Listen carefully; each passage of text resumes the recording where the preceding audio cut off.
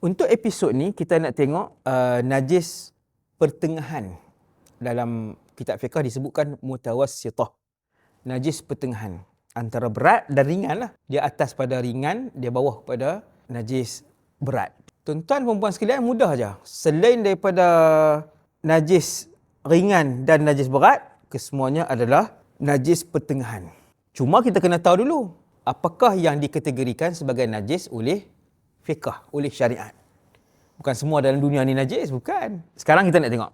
Kita sebutkan contoh utama. Yang pertama adalah setiap benda cair yang memabukkan seperti arak.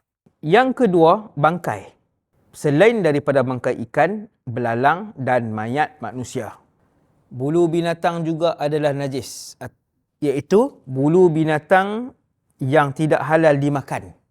Apabila berpisah daripada tubuh binatang itu, maka bulu itu dikira najis.